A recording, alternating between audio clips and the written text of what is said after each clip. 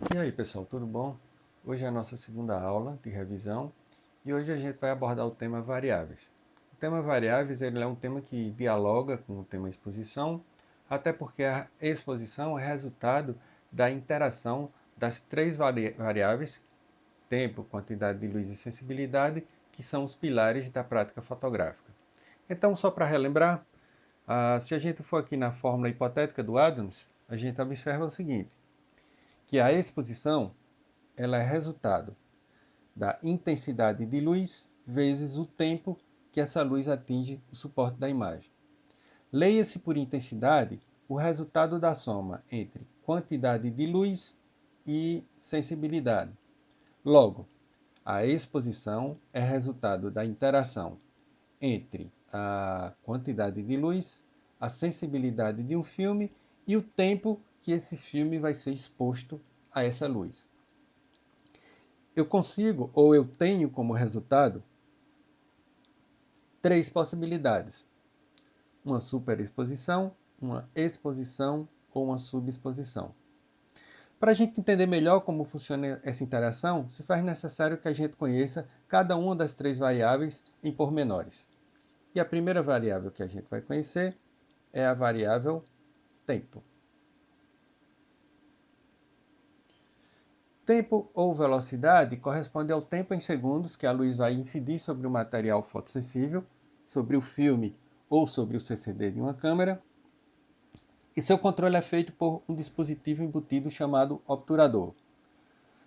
É o tempo responsável pelo registro das sensações de movimento em uma fotografia. Por exemplo, congelar um movimento ou borrar um movimento é resultado do controle desse tempo a partir do dispositivo chamado obturador. Os valores de tempo e velocidade eles são inversamente proporcionais. Se eu tenho tempos curtos de exposição, eu tenho velocidades altas. Se eu tenho tempos longos de exposição, eu tenho velocidades baixas, como a gente pode observar nesse vídeo que eu vou passar agora para vocês.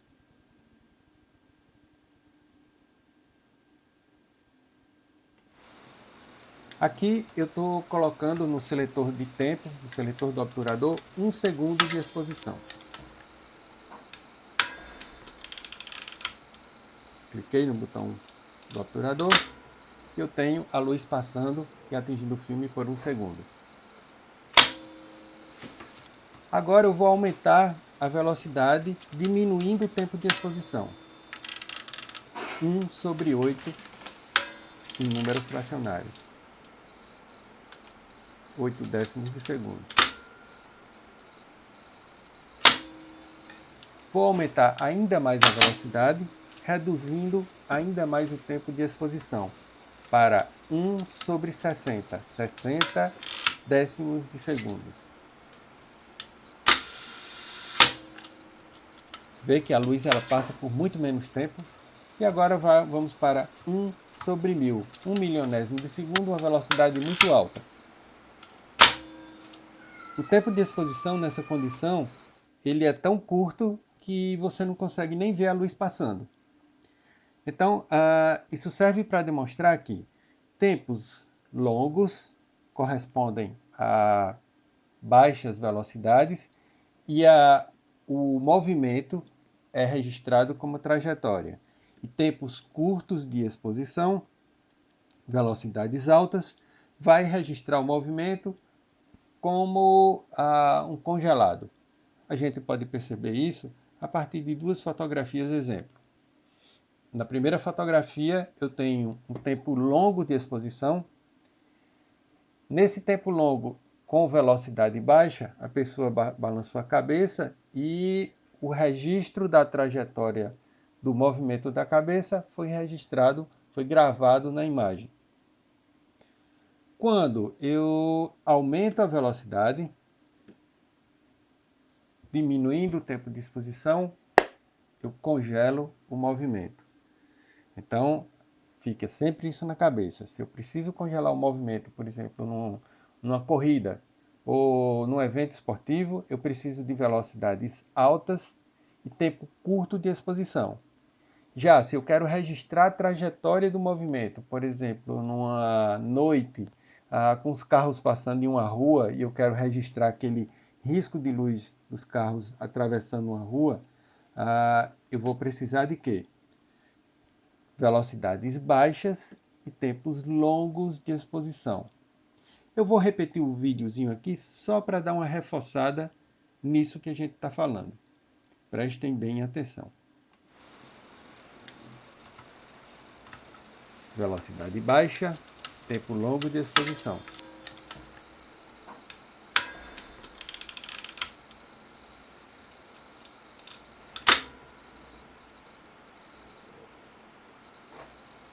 Vou aumentar agora a velocidade.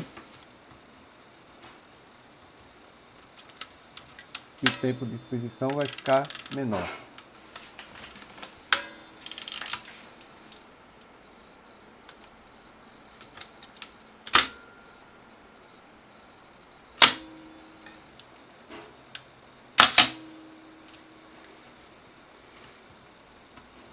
Aumentei mais um pouco a velocidade.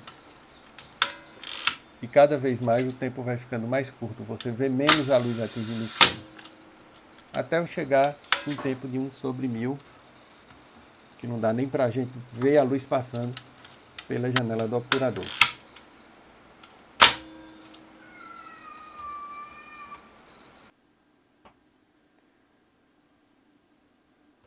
Bem, uma coisa importante que a gente deve lembrar é que o tempo, ele além de controlar essas sensações de movimento na imagem e de controlar a temporalidade da luz atingindo o filme, ele é responsável também por controlar a luz de fundo. Aí você me pergunta, como assim luz de fundo?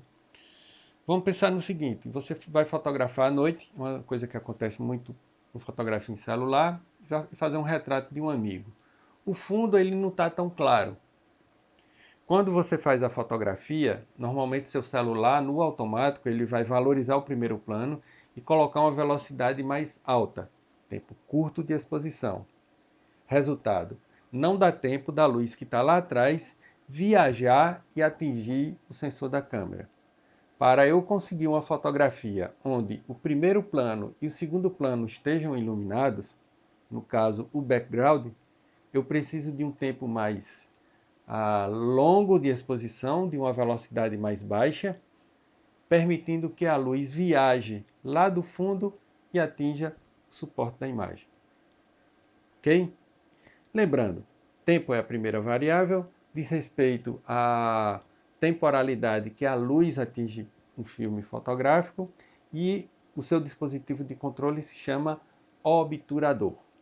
Tranquilo? Vamos agora para a nossa segunda variável, que é a quantidade de luz.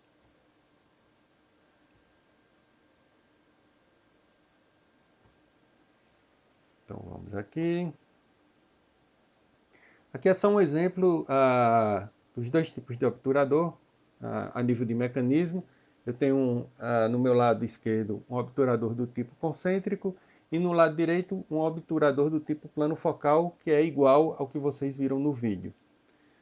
Enquanto um funciona como se fosse um pequeno diafragma, o outro funciona com esquema de cortinas que abrem e fecham, permitindo que a luz atinja o filme fotográfico em um determinado período de tempo. Mas vamos lá para o que interessa, que é a segunda variável chamada quantidade de luz. Quantidade de luz corresponde à quantidade de luz que atinge o suporte fotossensível, o filme ou o CCD, por um determinado período de tempo. Seu controle é feito pelo dispositivo embutido chamado diafragma. O diafragma é um conjunto de paletas metálicas que funcionam mais ou menos como se fosse um registro de uma torneira. Quando eu abro muito essa torneira, o que acontece? Vai cair muita água, vai entrar muita luz, o fluxo de luz vai ser grande. Quando eu fecho essa torneira, o que é que acontece? O fluxo de luz ele fica menor para atingir o filme e, consequentemente, vai necessitar de um maior tempo de exposição, de velocidades mais baixas. O diafragma ele é representado pela letra F e os seus tamanhos são os seguintes. Diafragma 22, F22 é um diafragma fechado. 16, 11, 8, 5.6, 1.4, 2.8 e assim por diante. Quanto menor o número, maior o tamanho do diafragma, como a gente vai ver no pequeno vídeo que eu vou demonstrar aqui para vocês. Nesse vídeo, eu inicio mostrando o funcionamento do anel do diafragma das lentes antigas, pois as lentes novas não têm esse anel é no painel da câmera. E agora eu vou começar a colocar valores de diafragma, inicialmente 1.4. Diafragma totalmente aberto. Vou colocar agora um valor de diafragma de 5.6 e vocês vão perceber que a passagem de luz vai ser menor, consequentemente o fluxo de luz que vai atingir o filme vai ser menor. Fecho mais um pouco e vou para 8. E a abertura vai ficando ainda menor. Coloco agora 16 e olha só o tamanho da abertura. Fica bem pequeno. Com isso, a gente consegue observar que o diafragma ele funciona como se fosse um registro de uma torneira, controlando a quantidade de luz que atinge o filme em um determinado período de tempo, e os seus valores são também inversamente proporcionais. Números altos, diafragmas fechados, pouca luz atinge o filme. Números baixos, diafragmas abertos, muita luz atinge o filme. Uma outra coisa que a gente deve lembrar com relação a diafragma e quantidade de luz é que o diafragma ele controla não só o fluxo de luz que atinge o filme, mas ele é responsável também pelo controle de um valor chamado profundidade de campo. E o que é profundidade de campo? É muito fácil de explicar. Se vocês observarem essa imagem aqui que está sendo apresentada a vocês, nessa imagem tem eu como primeiro plano e como segundo plano a minha bancada. Umas tintas spray, uns quadros na parede e algumas informações. E uma tela de um computador. Vocês estão conseguindo ver nítido eu e o fundo por um simples motivo. Como o diafragma está mais fechado, ele faz com que a luz que está aqui atrás, que está viajando no espaço até chegar na lente, ela se organize melhor, dando uma sensação maior de nitidez. E eu, Sóstenes, estou nítido ou focado porque o meu foco, a minha sensação de nitidez é provocada pelo plano focal da lente, que é um fenômeno separado da nitidez da profundidade de campo. Então, eu estou focado por conta da lente, do plano focal. Na ótica, eu só consigo focar um objeto por vez, um plano por vez. E os demais planos, no caso aqui de trás, estão nítidos porque o diafragma está fechado, ele organiza os raios de luz e me fornece a sensação de uma maior nitidez da imagem. Vamos dar uma olhadinha aqui em uma outra apresentação.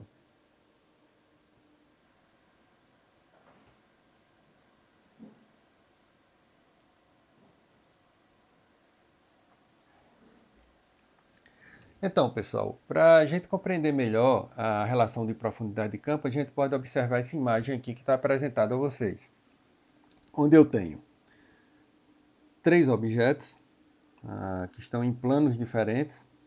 O foco foi realizado, o plano focal, que é feito pela lente, ele foi realizado nesse primeiro objeto.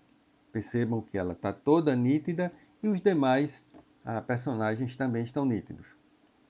Eu tenho aqui um diafragma de 22.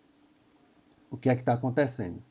A luz que está viajando lá de trás desses 2 objetos, elas estão chegando de forma organizada no sensor, por conta do diafragma fechado. Quando eu abro um pouco o diafragma, o que é que acontece?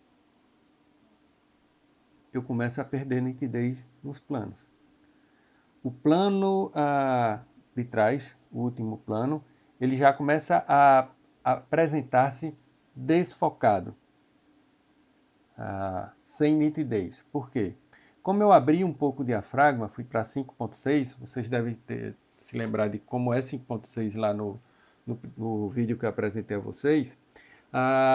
O diafragma mais aberto ele faz com que a luz escape mais, a luz que está vindo lá de trás. E com isso, eu perco nitidez. Ela vem mais desorganizada, ela vai escapar mais e, consequentemente, vai dar uma sensação menor de nitidez para os planos anteriores e posteriores. O plano de foco, que foi feito pela lente, ele permanece inalterado. Se eu abro mais um pouco o diafragma, para 1.8, o que foi que aconteceu? Eu só tenho nitidez agora no plano de foco, onde eu fiz o foco, e eu perdi nitidez nos planos anteriores, olha só a garrafa como está sem nitidez, e nos planos posteriores. O diafragma está muito aberto e a luz está vindo mais desorganizada, fornecendo para mim a sensação de perca de foco desses planos, ou de perca de nitidez. Lembrando, eu só consigo focar um plano e os demais planos, a nitidez dos demais planos é controlado pelo diafragma, onde, abrindo o diafragma, eu tenho uma menor nitidez, fechando o diafragma, eu aumento a nitidez dos planos fotográficos. Deu para compreender bem isso daí, né, pessoal? Então vamos agora para a nosso último tema de hoje, que é a sensibilidade. Eu estou aqui com o filme ASA 400, isso aqui é um filmezinho Kodak, um filme antigo. E a gente deve lembrar que lá no século passado, no século XIX, na verdade, cada fotógrafo ele fabricava seu filme e as sensibilidades do filme, a sensibilidade seria o quê? A resposta do suporte da imagem a uma determinada quantidade de luz e tempo de exposição. Quanto mais sensível um filme, ele vai precisar de menos luz, de menos fluxo de luz e menos tempo de exposição para registrar a imagem. Quanto menos sensível um filme, ele vai precisar de mais luz, mais tempo de exposição. Então essa é a relação. Os fotógrafos eles conseguiam isso aumentando e diminuindo o tamanho dos grãos na fórmula que eles faziam para fazer o filme fotográfico de prata. Por volta dos anos 30, houve a necessidade da indústria de criar um padrão para as sensibilidades do filme e foi criada a primeira escala de sensibilidade de filme da história, que é a escala ASA, da American Standardization Association, a espécie do Inmetro americano. A escala ASA, que era utilizada nos filmes, ela começa com valor numérico de 64 e vai até aproximadamente 3.200, onde 64 é a sensibilidade mais baixa, 3.200 a sensibilidade mais alta. Durante boa parte do século XX, a gente tinha dois padrões de sensibilidade, que era o padrão ASA, utilizado pelo Ocidente, e um padrão chamado DIN, o Deutsche Industrienormativ, que era o padrão utilizado pela União Soviética, pela Europa Oriental, então pelos países do bloco comunista. Com o final dos anos 80 e a queda do Muro de Berlim, houve a necessidade de se criar um padrão que fosse internacional, ou de se efetivar um padrão internacional. E o que venceu é o padrão chamado ISO, International Standardization Association, Organization, aliás. O padrão ISO, ele é um padrão hoje que determina a sensibilidade dos filmes. Esse daqui é um ISO 400, e ele basicamente é guarda os mesmos valores numéricos de escala do padrão ASA, onde filmes com ISO baixo são menos sensíveis, filmes com ISO alto são mais sensíveis à luz. Traduzindo, um filme com ISO baixo, ele precisa de um volume, de uma quantidade de luz maior e de um tempo mais longo de exposição.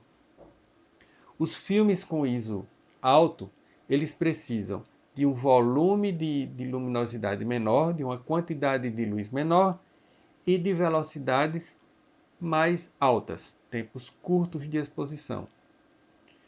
Bacana, se eu precisar fotografar num ambiente escuro, como por exemplo um teatro, e eu preciso de velocidades altas, o que eu vou fazer? Basicamente, eu vou colocar um filme de sensibilidade alta, como o ISO 400 ou um ISO 1600 ou um 3200. Nas câmeras digitais eu controlo isso eletronicamente e vou conseguir fotografar com aquela luz fugaz de um teatro, que é uma luz mais suave, um objeto em movimento em velocidade alta. Em contrapartida, se eu vou fotografar dentro de um estúdio e eu preciso ter o máximo de nitidez em uma imagem, eu vou ter que trabalhar com ISOs baixos, usando muita luz para poder registrar a imagem, porque ISO baixo exige maior luminosidade. Aí você me pergunta, mas por que você falou essa questão de nitidez? Amigos, pelo seguinte, para eu conseguir ISOs mais altos, no filme eu precisaria aumentar o tamanho do grão de prata.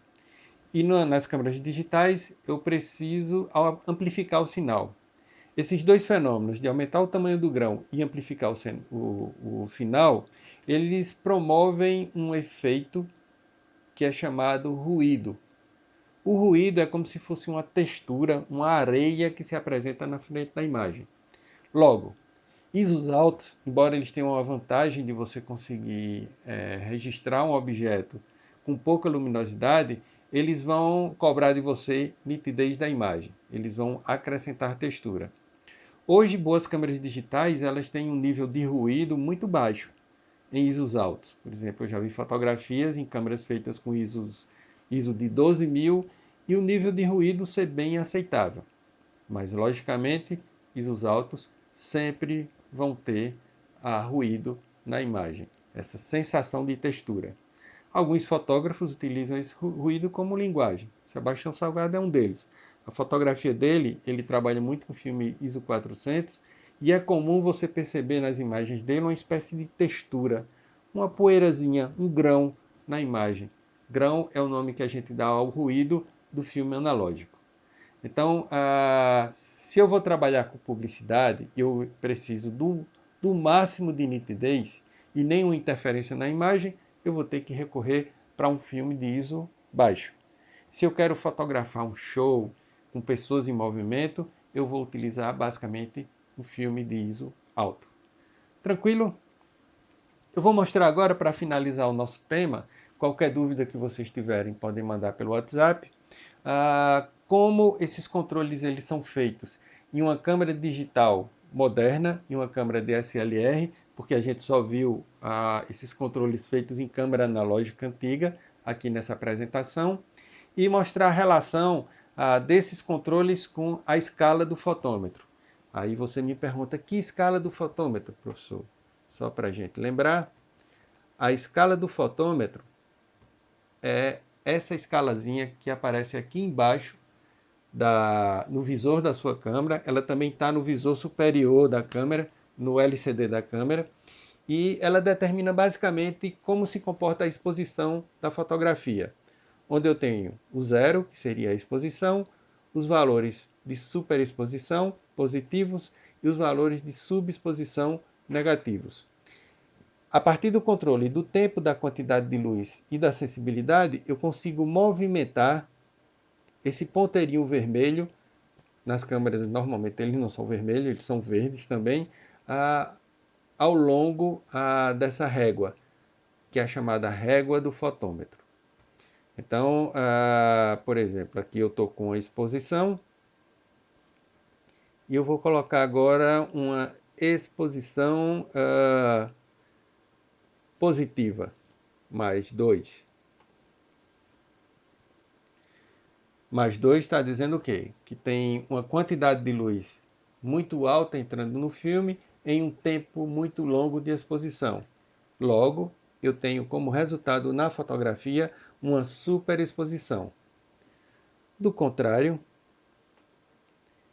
se eu fechar o diafragma e aumentar a velocidade, fechar o diafragma deixando entrar menos luz e aumentar a velocidade, reduzindo o tempo de exposição, eu vou ter uma fotografia subexposta e olha lá para onde foi o ponteirozinho da régua do fotômetro. É bem interessante isso daí, né? Bem, agora a gente vai olhar como é que isso funciona nas câmeras DSLR. Eu vou apontar onde estão os controles, onde estão os numéricos da leitura das três variáveis e como se comporta a régua do fotômetro quando eu vou movimentando essas três variáveis. Então vamos lá.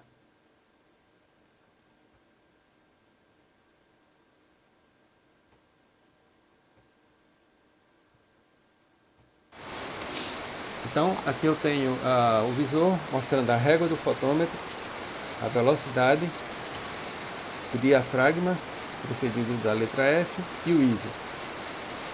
Lá na régua do fotômetro eu estou com valor negativo, subexposição. Eu vou movimentar o diafragma,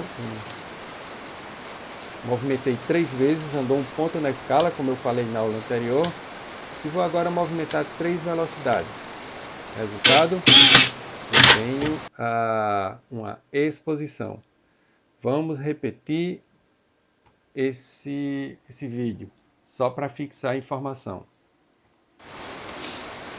Então, régua do fotômetro, velocidade, número F, que é o diafragma, número ISO, e na minha régua do fotômetro eu tenho uma subexposição de -2.